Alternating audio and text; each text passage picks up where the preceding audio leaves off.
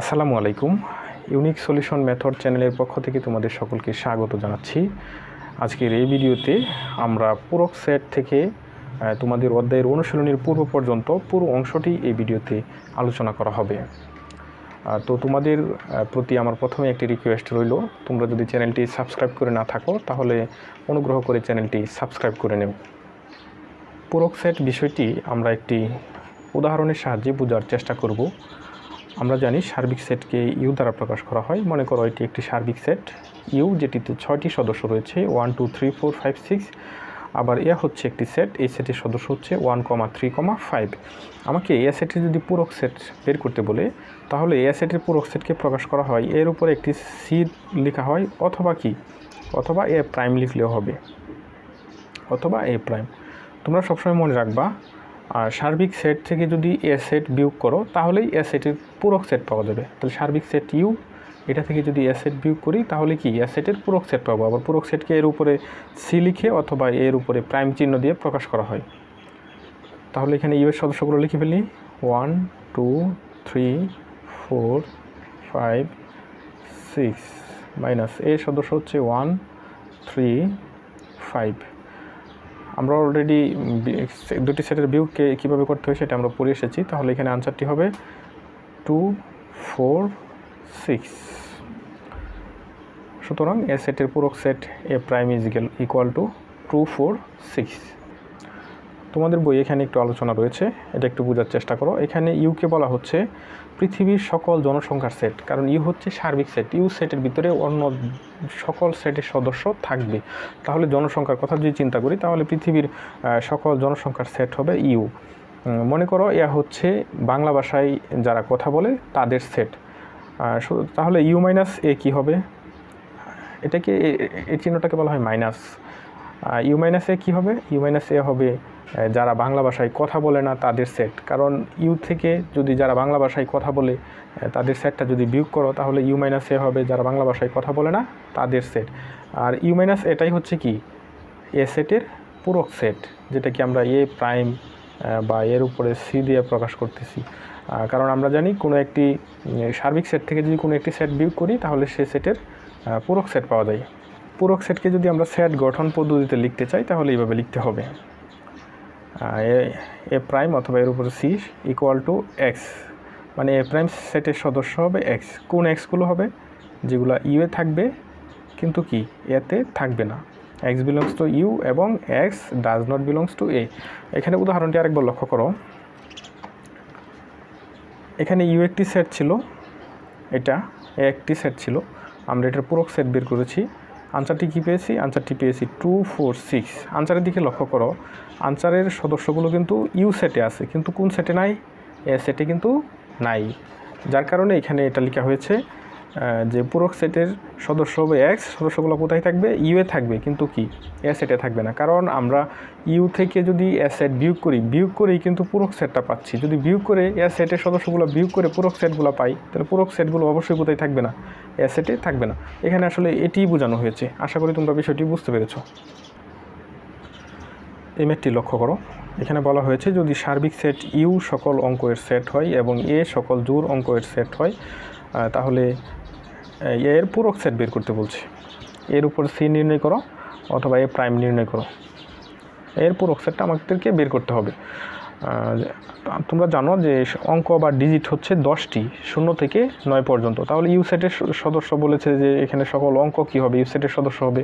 তাহলে আমরা লিখতে পারি ইউ ইকুয়াল টু 0 থেকে 9। এবং এ সেটের সদস্য কী হবে? এ সেটের সদস্য বলতে সকল জোড় অঙ্ক। তাহলে এখানে লিখতে পারি 0 2 4 6 8। এখানে তাহলে এ প্রাইম কী হবে? এ প্রাইম হবে সার্বিক সেট থেকে এ সেট বিয়োগ করে যে আনসারটা সেটাই হচ্ছে এ প্রাইম। তাহলে এ সেটে 0 2 4 6 8 আছে, এটা এখান থেকে কী করতে হবে? সদস্যগুলো বাদ দিতে হবে। 0 2 4 6 8 বাদ দেওয়ার পরে যেটা পাবো সেটাই হচ্ছে কি এ সেটের পূরক সেট। বাদ দেওয়ার পরে কী থাকে? 1 3 5 7 9 এগুলো এখানে লেখা হয়েছে। আশা করি তোমরা বুঝতে পেরেছ। নিশ্ছেদ সেট, দুটি সেটের মধ্যে যদি কোনো কমন এলিমেন্ট না থাকে তবে সেট দুটি ইন্টারসেকশনকে নিশ্ছেদ সেট বলে। নিশ্ছেদ সেট, যদি দুটি সেট এ এবং বি হয় এবং তাদের ইন্টারসেকশন করার পরে যদি তাদের মধ্যে কোনো কমন এলিমেন্ট পাওয়া না যায়, অর্থাৎ A intersection B equal to ফাঁকা সেট হয়, তবে সেটাকে বলা হয় নিশ্ছেদ সেট। তো চলো আমরা একটা উদাহরণের মাধ্যমে বিষয়টি বুঝে নিই। মনে করো একটি সেট, এই সেটের সদস্য হচ্ছে 1, 2, 3, বি একটি সেট, এই সেটের সদস্য হচ্ছে 4, 5 এবং 6। তাহলে তাদের ইন্টারসেকশনস যদি আমি বের করি, A intersection B equal to 1, 2, 3 এর জায়গায় লিখলাম ইন্টারসেকশন বির স্তরে লিখব 4, 5, 6। এদের ইন্টারসেকশন করা হলে এই দুইটার মধ্যে কিন্তু কোনো কমন এলিমেন্ট নেই, তাহলে কি হবে? ফাঁকা সেট হবে। দুটি সেটের ইন্টারসেকশন করার পরে যদি ফাঁকা সেট পাই, তাহলে এটাকে বলবো কি? এটা হচ্ছে নিশ্ছেদ সেট। এখানে এ ইন্টারসেকশন বি হচ্ছে একটি নিশ্ছেদ সেট। আমাদের এখানে এই উদ্দীপকের উপর ভিত্তি করে অপর পৃষ্ঠায় বেশ কিছু ম্যাথ রয়েছে। তো চলো উদ্দীপকটা একবার পড়ে নেই। কোনো একটি বিদ্যালয়ের নবম শ্রেণীর শিক্ষার্থীদের ছোট একটি দল আছে। দলের সদস্য সংখ্যা 9 জন। দলের সদস্যদের রোল নম্বর খুব মজার। প্রথম 9টি মৌলিক সংখ্যা, তাদের কেউ গান করে, কেউ বাবা নাচ করে। যারা নাচ অথবা গান কোনোটিই করে না, তারা উৎসাহ দেয়। অর্থাৎ নবম শ্রেণীর শিক্ষার্থীদের মধ্যে একটি দল রয়েছে, যে দলের সদস্য সংখ্যা হচ্ছে 9 জন। তবে ওই 9 জন সদস্যের রোল নম্বরটি হচ্ছে এরকম, প্রত্যেকজন সদস্যের রোল নম্বর হচ্ছে মৌলিক সংখ্যা, এবং এই 9 জন সদস্যের রোল নম্বর প্রথম 9টি মৌলিক সংখ্যা। আর এই 9 জন সদস্যের মধ্যে কেউ গান করে, আবার কেউ কি নাচ করে। যারা গান করে তাদের রোল নম্বর সেটটি এখানে দেওয়া রয়েছে, ইকুয়াল টু 5, 11, 17, 23। আর যারা নাচ করে তাদের রোল নম্বরের সেট এখানে দেওয়া রয়েছে, সেটি হচ্ছে 2, 7, 13। এখানে ইউ ইকুয়াল টু কত হবে সেটা আমাদেরকে বের করতে হবে। এখানে কিন্তু বলাই রয়েছে 9 জনের দল রয়েছে, সেই 9 জনই কি? সেই 9 জনের রোল নম্বরই হচ্ছে মৌলিক সংখ্যা। তাহলে এই ইউ সেটের সদস্যগুলো কী হবে? প্রথম 9টি মৌলিক সংখ্যা হবে। তাহলে আমি লিখতে পারি 2 একটি মৌলিক সংখ্যা, 3 একটি মৌলিক সংখ্যা, 5 একটি মৌলিক সংখ্যা, 7 একটি মৌলিক সংখ্যা, 11 একটি মৌলিক সংখ্যা, 13 একটি মৌলিক সংখ্যা, 17 একটি মৌলিক সংখ্যা, 19 একটি মৌলিক সংখ্যা, 21 একটি মৌলিক সংখ্যা, 23 একটি মৌলিক সংখ্যা।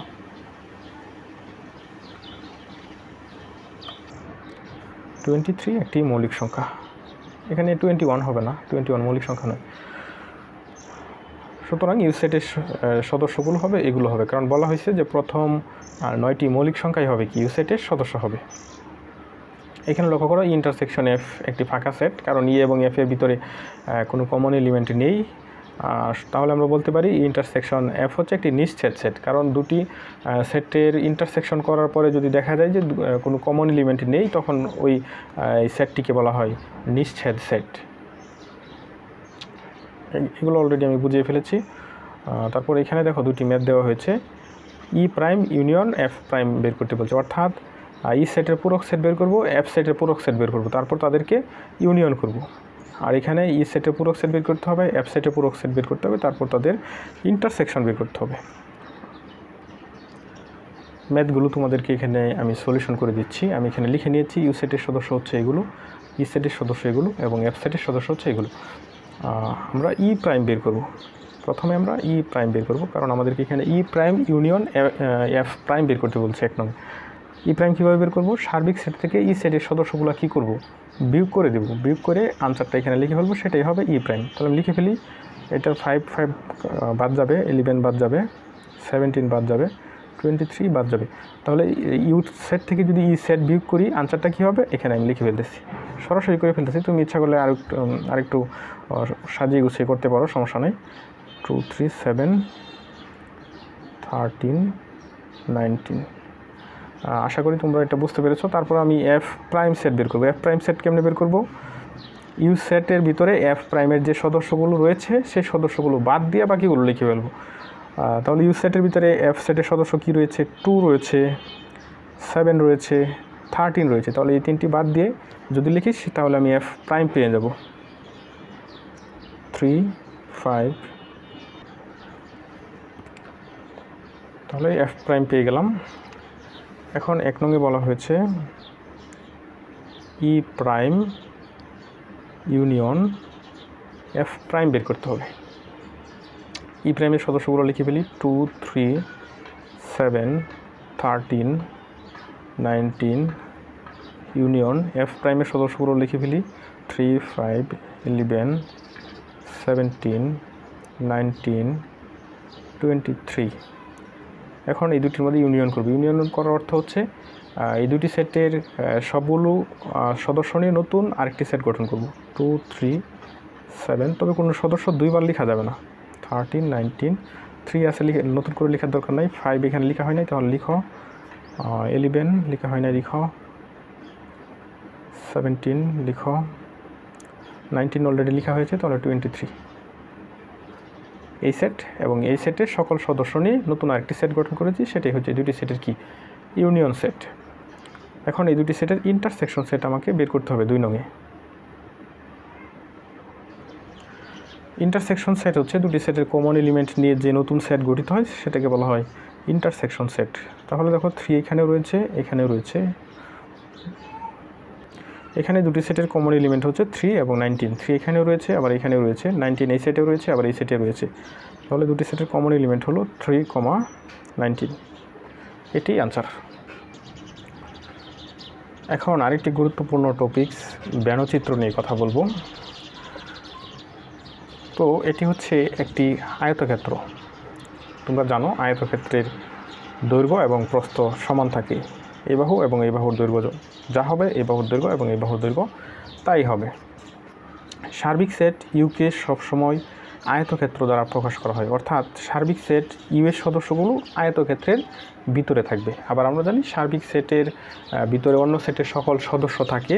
তাহলে এক কথায় অন্য সেটগুলো কোথায় থাকবে? এই ইউ এর ভিতরেই থাকবে, কারণ অন্য সেটের সদস্যগুলো কিন্তু সার্বিক সেটের মধ্যে থাকে। তাহলে আমরা যদি আরও সেট অঙ্কন করি সেগুলোকেও কি এটার ভিতরে অঙ্কন করতে হবে। এখন যদি তোমার দুটি সেট এ এবং বি হয় তাহলে তাদেরকে এভাবে অঙ্কন করতে হবে, যেখানে এই বৃত্তটি হচ্ছে এ সেট, এই বৃত্তটি হচ্ছে বি সেট। এভাবে অঙ্কন করতে হবে, কারণ হচ্ছে তাদের মধ্যে তো দুটি সেট এ এবং বি যদি হয় তাদের মধ্যে কমন এলিমেন্ট থাকতে পারে। কমন এলিমেন্টগুলো এখানে থাকবে, কারণ এই অংশটা লক্ষ্য করো, এই অংশটা কিন্তু এ সেটেরও অংশ, আবার কি বি সেটেরও অংশ। আর দুটি সেটের ভিতরে অবশ্যই কি কমন এলিমেন্ট থাকতে পারে। যেরকম তোমাদের স্কুলে যদি তোমরা দুইটা গ্রুপ করো, যে এ একটি গ্রুপ করলা যেখানে হচ্ছে যারা ফুটবল খেলা পছন্দ করে তারা থাকবে, বি আর একটি গ্রুপ করলা যারা ক্রিকেট খেলা পছন্দ করে তারা থাকবে। এরকম সদস্য তো থাকতে পারে যারা ফুটবল এবং ক্রিকেট দুইটাই খেলা পছন্দ করে। তখন সেটের মধ্যে তাদেরকে কোথায় রাখবো? তাদেরকে এই দুটি সেটের কমন এরিয়াতে রাখতে হবে। তাহলে এই এরিয়াটির নাম হচ্ছে এ ইন্টারসেকশন বি, অর্থাৎ এ এবং বি দুইটাতেই রয়েছে এমন সদস্যগুলো এখানে অবস্থান করবে। আর সেটাকে আমরা জানি এ ইন্টারসেকশন বি দ্বারা প্রকাশ করা হয়, কারণ এ ইন্টারসেকশন বি হচ্ছে দুটি সেটের কমন এলিমেন্ট, এতেও থাকবে বিতেও থাকবে। এই কমন এলিমেন্ট নিয়ে যে সেট গঠিত হয় সেটাই হচ্ছে এ ইন্টারসেকশন বি। তাহলে এই এরিয়াটা যেহেতু দুটি সেটের কমন এরিয়া, তাহলে এটাকে আমরা বলতে পারবো এ ইন্টারসেকশন বি। তোমাদের বৈচিত্র্যগুলো আরও ভালোভাবে রয়েছে। এটাকে বলা হচ্ছে এ ইউনিয়ন বি। এটা হচ্ছে এ সেট, এটা হচ্ছে বি সেট।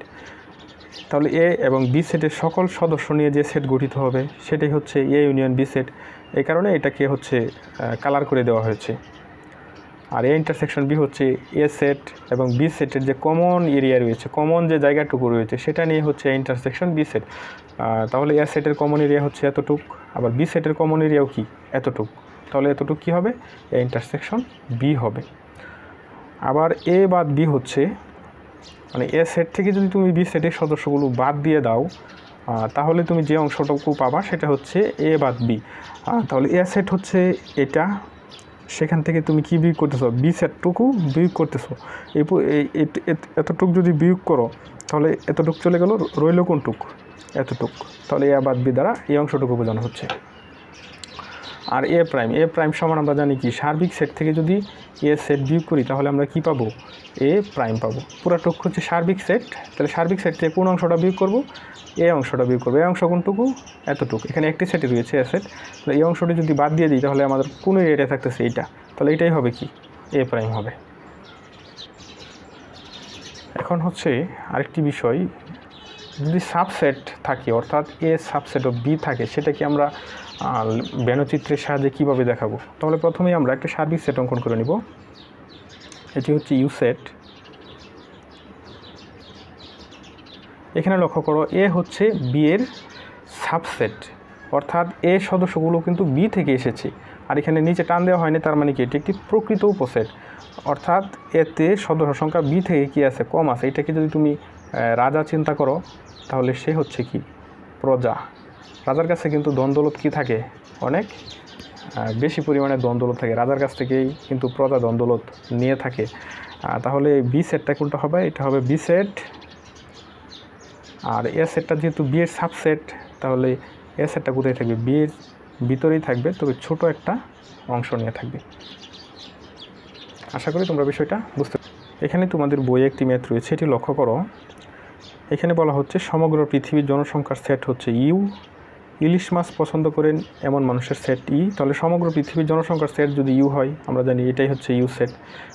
ইউ সেটকে একটা আয়তক্ষেত্র দ্বারা প্রকাশ করা হয়, এই আয়তক্ষেত্রটাই হচ্ছে ইউ সেট। সমগ্র পৃথিবীর মানুষ এই আয়তক্ষেত্রের ভিতরে থাকবে। ইলিশ মাছ পছন্দ করেন এমন মানুষের সেট ই। তাহলে একটি বৃত্ত নিয়ে নিলাম, সেটা হচ্ছে ই সেট। যারা ইলিশ মাছ পছন্দ করে পৃথিবীর, তারা কি ই সেটের ভিতরে থাকবে। বাংলাদেশি এবং ইলিশ মাছ পছন্দ করেন এমন মানুষের সেট হচ্ছে বি। তাহলে ইলিশ মাছ পছন্দ করে যারা পৃথিবী, তারা হচ্ছে ই। আবার ইলিশ মাছ পছন্দ করে কিন্তু বাংলাদেশের লোক, তাদের সেট হচ্ছে বি। তাহলে বি কী হবে, ই এর সাবসেট হবে, কিন্তু বি ই এর সাবসেট হবে। কেন বি এর সাবসেট হবে, কারণ এখানে সারা পৃথিবীর ইলিশ মাছ পছন্দ করে এমন মানুষ রয়েছে, আর এখানে শুধু বাংলাদেশের মানুষ রয়েছে যারা বাংলাদেশের এবং ইলিশ মাছ পছন্দ করে। তাহলে বি কী হবে, অবশ্যই ই এর সাবসেট হবে। তাহলে ই এর ভিতরে কিন্তু বি সেটটি অবস্থান করবে। তাহলে পুরাটুক হচ্ছে ই সেট, আর এটা হচ্ছে বি সেট। এখানে কারা রয়েছে, এই সাদা অংশটিতে রয়েছে যারা বাংলাদেশের এবং ইলিশ মাছ পছন্দ করে। আমাকে প্রশ্নতে বলা হয়েছিল বাংলাদেশি নন কিন্তু ইলিশ মাছ পছন্দ করে এমন ব্যক্তিদের সেট কোনটুকু হবে। তাহলে বাংলাদেশি নন কিন্তু ইলিশ মাছ পছন্দ করে, তারা কোথায় আছে, এই বি সেটের বাইরে আছে। কারণ বি সেটের ভিতরে বাংলাদেশের এবং ইলিশ মাছ পছন্দ করে এমন লোক আছে। তাহলে বাংলাদেশের নন কিন্তু ইলিশ মাছ পছন্দ করে, তারা বি সেটের বাইরে রয়েছে, যার কারণে এই অংশটুকু কিন্তু কালার করে দেওয়া হয়েছে। এখানে নিম্নের এই তিনটি সেটকে ব্যনচিত্রের সাহায্যে দেখাতে বলা হয়েছে, অর্থাৎ A union B union C. এটিকে যদি ব্যনচিত্রে অঙ্কন করি তাহলে এটার এরিয়াটুক কোনটুকু হবে, এই সেটের এরিয়াটুক কোনটুকু হবে, এই সেটের এরিয়াটুক কোনটুকু হবে, সেটা আমাদেরকে চিত্রের সাহায্যে দেখাতে বলা হয়েছে। এখন আমরা A union B union C এটাকে ব্যনচিত্রে দেখাবো। প্রথমে আমরা একটি আয়তক্ষেত্র অঙ্কন করে নেব, কারণ আমরা জানি সকল সেট হচ্ছে সার্বিক সেটের মধ্যে সকল সেট অবস্থান করে।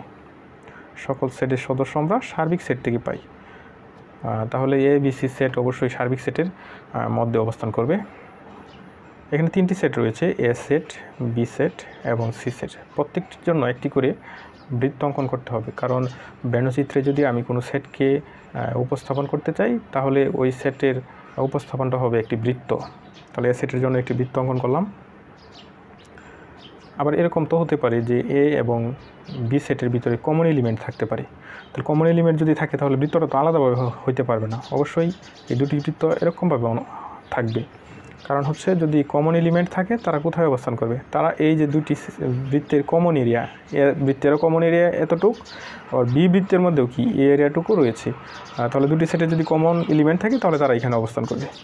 আবার যদি আমি সি সেটটি অঙ্কন করি তাহলে সেটা এরকম হবে। এখন সি সেটটি আলাদাভাবে কেন অঙ্কন করলাম না, এই দুইটার সাথে এরকমভাবে কেন অঙ্কন করলাম, এটারও কারণ রয়েছে। কারণ তিনটি সেটের কিন্তু কমন এলিমেন্ট থাকতে পারে, যে এ সেটেও রয়েছে, আবার বি সেটেও রয়েছে, আবার কি সি সেটেও রয়েছে, এমন এলিমেন্ট থাকতে পারে। তারা কোথায় অবস্থান করবে, তারা এই যে এই কমন এরিয়াতে অবস্থান করবে। আবার এরকম হতে পারে বি এবং সি সেটের কমন এলিমেন্ট থাকতে পারে, তাহলে তারা এইখানে অবস্থান করবে। আবার এরকমও হতে পারে যে এ এবং সি সেটের কি কমন এলিমেন্ট থাকতে পারে, তাহলে তারা এইখানে অবস্থান করবে। আমাকে এখানে বের করতে বলা হয়েছে A union B union C, অর্থাৎ এ বি এবং সি সেটের ইউনিয়ন করলে যে এরিয়াটুকু হবে সেই এরিয়াটুকু বের করতে হবে। আমরা জানি দুই বা ততোধিক সেটকে যদি আমরা ইউনিয়ন করি তাহলে কিন্তু দুই বা ততোধিক সেটের সবগুলো সদস্য নিয়েই কিন্তু ইউনিয়ন সেটটি গঠিত হয়। তাহলে এ সেট, বি সেট এবং সি সেটের যেহেতু ইউনিয়ন করা হয়েছে, তাহলে তারা কি পুরা এরিয়াটুক নিয়েই কি A union B union C গঠিত হবে। তাহলে A union B union C হবে এই এরিয়াটুকু হবে, এই পুরা এরিয়াটুক নিয়েই A union B union C set গঠিত হবে। আশা করি তোমরা এটা বুঝতে পেরেছ। 2 নংয়ে এ ইন্টারসেকশন বি এর পূরক সেটকে ব্যঞ্জচিত্র দেখাতে বলা হয়েছে। তাহলে এটা পূরক সেট কী হবে? এটা সমান লিখতে পারি U minus A intersection B, কারণ আমরা জানি সার্বিক সেট থেকে যদি কোনো সেট বিয়োগ করি তাহলে সেই সেটের পূরক সেট পাওয়া যায়। যেহেতু এখানে এ ইন্টারসেকশন বি সেটের পূরক সেট দেওয়া আছে, তাহলে সার্বিক সেট থেকে যদি এ ইন্টারসেকশন বি সেট বিয়োগ করি তাহলে কিন্তু আমি এটা পাবো, অর্থাৎ এই লাইন থেকে এই লাইনে আমি যেতে পারবো। সুতরাং এটার স্থলে এটা আমি লিখতেই পারি। এখন পূর্বের মতো আমি একটি আয়তক্ষেত্র অঙ্কন করে নেব, কারণ সার্বিক সেট ইউকে আয়তক্ষেত্র দ্বারা প্রকাশ করা হয়। তাহলে এটা হচ্ছে ইউ সেট, আর এটার ভিতরে দুটি সেট থাকবে এ এবং বি সেট। তাহলে এটা হচ্ছে এ সেট, এটা হচ্ছে বি সেট। আমাকে এখানে যে কাজটি করতে হবে, সার্বিক সেট থেকে এ ইন্টারসেকশন বি এই এরিয়াটুকু আমি বাদ দিব। তাহলে এ ইন্টারসেকশন বি এর এরিয়াটুকু কোনটুক? এ ইন্টারসেকশন বি এর এরিয়াটুকু হচ্ছে এই এরিয়াটুকু। আমি একটু রেড কালার দিয়ে দিই। এটা হচ্ছে এ ইন্টারসেকশন বি এর এরিয়াটুকু। আমাকে কী করতে হবে? সার্বিক সেট থেকে এই এ ইন্টারসেকশন বি এর এরিয়াটুকু বাদ দেওয়ার পরে যেটা পাবো সেটাই হচ্ছে এ ইন্টারসেকশন বি প্রাইম। তাহলে বাদ দেওয়ার পরে কী পাবো? এই বাহিরের যে হোয়াইট অংশটি রয়েছে যেটাতে কালার করা হয় নাই সেটাই হবে কি ইন্টারসেকশন বি প্রাইম। তোমরা যে কাজটি করবে সেটা হচ্ছে বাহিরের হোয়াইট অংশটা কালার করে দেবে, আর আমি যেটা কালার করেছি সেটা কালার করার প্রয়োজন নেই। তাহলে এটা দ্বারা কি ইন্টারসেকশন বি প্রাইম সেটকে প্রকাশ করা হয়ে যাবে। আশা করি তোমরা এটা বুঝতে পেরেছ। 3 নংয়ে দেয়া আছে A intersection B union C, অর্থাৎ বি এবং সি এর ইউনিয়ন করার পরে যে এরিয়াটুকু হবে তার সাথে এ এর যে কমন এরিয়াটুকু সেটাই হবে এই সেটের আনসার। পূর্বের মতো আমি একটি আয়তক্ষেত্র নিয়ে নিলাম। এটা হচ্ছে ইউ সেট। সার্বিক সেটের ভিতরে অন্যান্য সকল সেটের সদস্য থাকে, তাহলে এটাকে আমি এ সেট বিবেচনা করব, এটাকে বি সেট। আর এগুলো কিন্তু বৃত্তগুলো আলাদা আলাদা অঙ্কন করা যাবে না, কেন একসাথে অঙ্কন করতে হবে এটা আমি 1 নং মেতে বুঝিয়েছি। এটা এ সেট, এটা বি সেট, এটা হচ্ছে সি সেট। এখন হচ্ছে বি ইউনিয়ন সি এর সাথে এর ইন্টারসেকশন হবে। এখন বি ইউনিয়ন সি এরিয়াটুকু কোনটুকু এটা একটু লক্ষ্য করো। বি ইউনিয়ন সি হচ্ছে এইটুক। এটা তোমাদেরকে বোঝানোর স্বার্থে আমি এখানে আরেকটি চিত্র অঙ্কন করব। তাহলে এই সেটটিতে আমি বি ইউনিয়ন সি দেখিয়েছি, অর্থাৎ এখানে আমি দেখিয়েছি বি ইউনিয়ন সি। দুটি চিত্র না আঁকলে তোমাদের একটু বুঝতে সমস্যা হতে পারে। এই চিত্রটি এখানে আমি আবার অঙ্কন করব। এখানে আমি বি ইউনিয়ন সি সেটের অংশটুকু দেখিয়েছি, এখানে আমি অনলি এ সেটের অংশটুকু দেখাবো। তাহলে এ সেটের অংশটুকু হচ্ছে এটা, এতটুকু হবে এ সেটের অংশ, কারণ এ সেটের এরিয়াটুকুই হচ্ছে এতটুকু। তাহলে এটাই হচ্ছে এ সেটের অংশ। এখন আমাকে কী করতে হবে? A intersection B union C. ইন্টারসেকশনের অর্থ হচ্ছে দুটি সেটের মধ্যে এ সেট এবং এই ব্র্যাকেট দিয়ে যে সেটটাকে বোঝানো হচ্ছে বি ইউনিয়ন সি, এই দুটি সেটের কমন এরিয়া দ্বারা কি যে সেট গঠিত হবে সেটাই হচ্ছে A intersection B union C. তাহলে দুটি সেটের কমন এরিয়া কি রয়েছে দেখো, লক্ষ্য করো। এ সেটের হচ্ছে এই অংশটুকু, এ সেটের এই অংশটুকু এখানেও রয়েছে, আবার এই যে বি ইউনিয়ন সি সেখানেও রয়েছে এই অংশটুকু। আবার এ সেটের এই অংশটুকু কিন্তু এইখানেও রয়েছে, আবার এখানেও রয়েছে। আবার এ সেটের যে বাকি অংশটুকু এই অংশটুকু কিন্তু এখানে রয়েছে, কিন্তু এখানে কিন্তু ফাঁকা। এখানে কিন্তু এই অংশটুকু এই এরিয়াটুকু দ্বারা কিন্তু বি ইউনিয়ন সিকে বোঝানো হচ্ছে না। তাহলে এই দুইটার মধ্যে কমন এরিয়া কোনটুক হবে? কমন এরিয়া হবে এতটুক এবং এতটুক। তাহলে এটা আমরা একবারে লিখে দিই। সুতরাং A intersection B union C হবে এই এরিয়াটুকু হবে।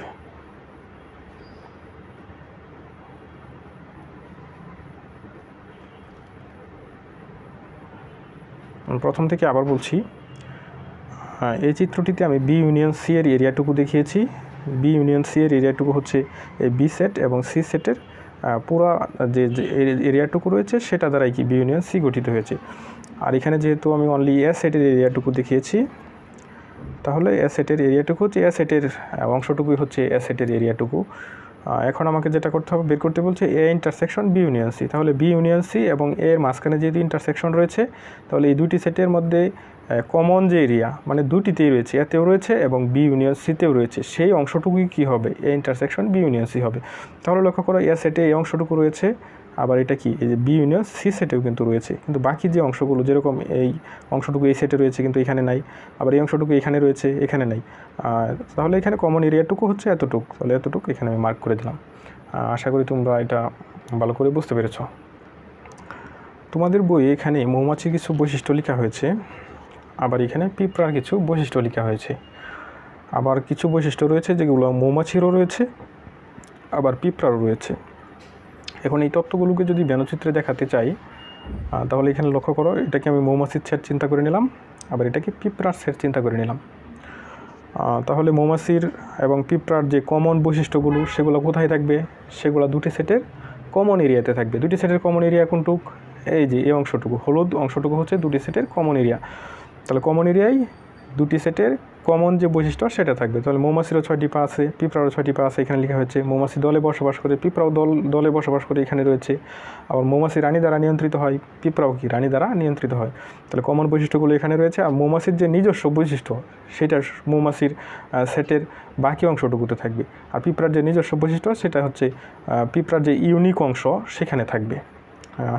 এখানে বলা হচ্ছে একটি শহরের জনসংখ্যা হচ্ছে 800 জন, তাদের মধ্যে 500 জন মানুষ বাসে যাতায়াত করে, 200 জন মানুষ গাড়িতে যাতায়াত করে, 400 জন মানুষ রিকশায় যাতায়াত করে, 200 জন মানুষ বাস এবং রিকশা উভয়ে যাতায়াত করে, কিন্তু গাড়িতে নয়, কিন্তু গাড়িতে যাতায়াত করে না। 500 জন মানুষ বাস, রিকশা এবং গাড়িতে যাতায়াত করে।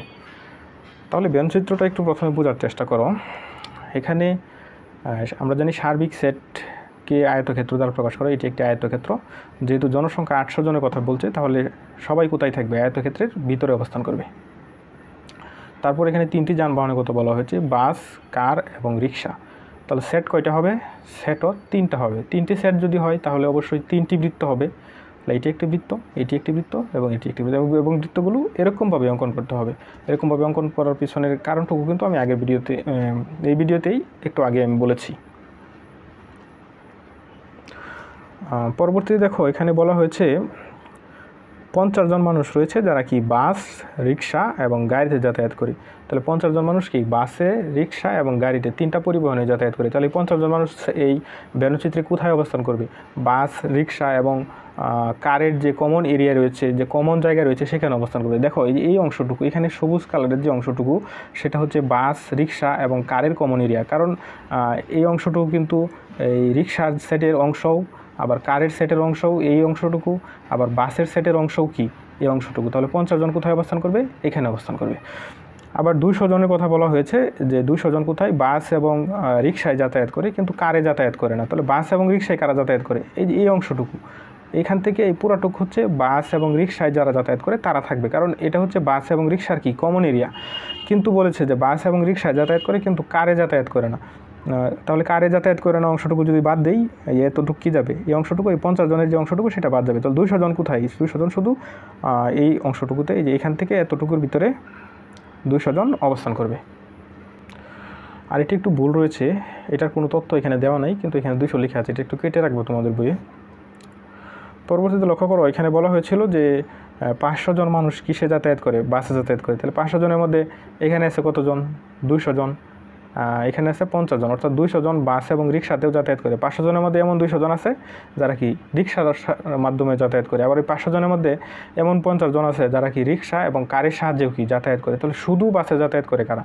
শুধু বাসে, যে এখানে যে লালের মতো যে অংশটুকু রয়েছে এখানে কিন্তু কি শুধু বাসে যাতায়াত করে তারা থাকবে, কারণ এই অংশটুকু হচ্ছে কি শুধু বাসে যাতায়াত করে। এই সেটের অনলি একক অংশ হচ্ছে এটা। তাহলে এখান থেকে কী করতে হবে? 500 থেকে আমাকে 200 বিয়োগ করতে হবে, আরও 50 বিয়োগ করতে হবে, কারণ 500 জনের মধ্যে 200 জন হচ্ছে তারা রিক্সাতেও গমন করে, আবার বাসেও গমন করে।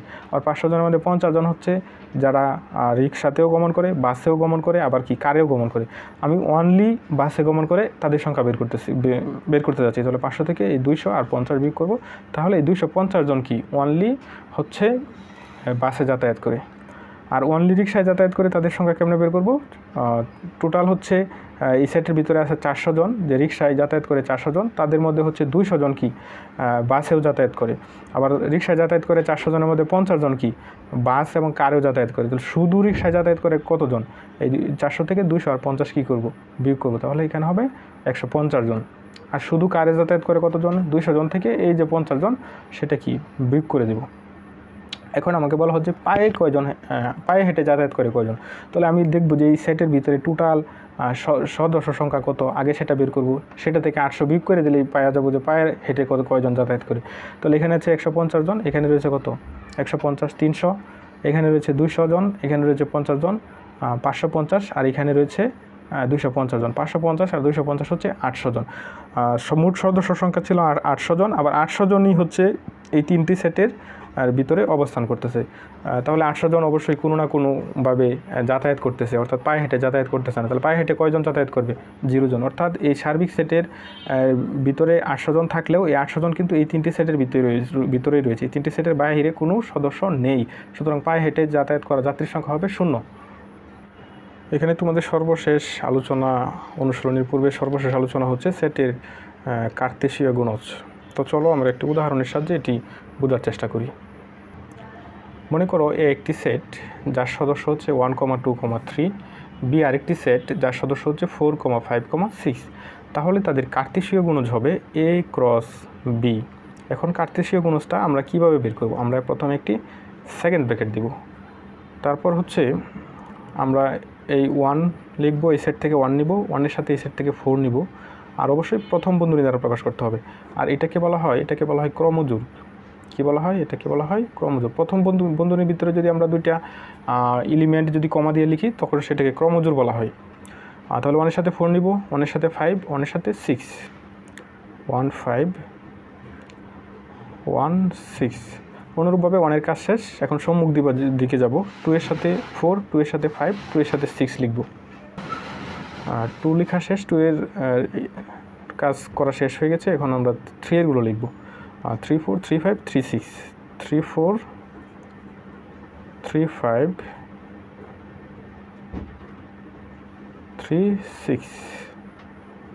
তাহলে এটি হচ্ছে এ এবং বি এর কার্তেশীয় গুণজ। এ এবং বি এর কার্তেশীয় গুণজকে এ ক্রস বি দ্বারা প্রকাশ করা হয়। আর এটা বের করে কেমনে বের করার সিস্টেম হচ্ছে, আমরা প্রথম সেট থেকে এ সেট থেকে 1 নিব, নিয়ে পরের সেট থেকে কি 4 নিব, 1, 4, 1, 5, 1, 6, এবং প্রত্যেকটি কি ফার্স্ট ব্র্যাকেট দ্বারা লিখবো। আর এই প্রথম বন্ধনীর ভিতরে যে এলিমেন্টগুলো যদি আলাদাভাবে এরকমভাবে লেখা হয় সেটাই কি বলা হয়, ক্রমজোড় বলা হয়। তাহলে লক্ষ্য করো, এই সেটের সদস্য সংখ্যা ছিল কত?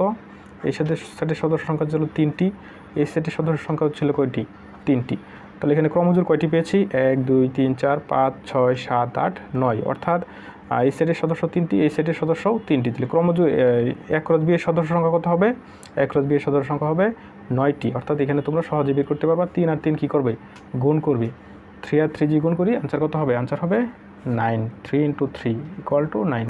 তোমাদের পরীক্ষায় প্রশ্ন আসতে পারে যে এ সেটের সদস্য এত, বি সেটের সদস্য এত, এ ক্রস বি এর সদস্য কয়টি হবে? তখন তোমরা খুব সহজে বের করে ফেলতে পারবে। তোমরা দেখবে যে এ সেটের সদস্য কয়টি? 3টি।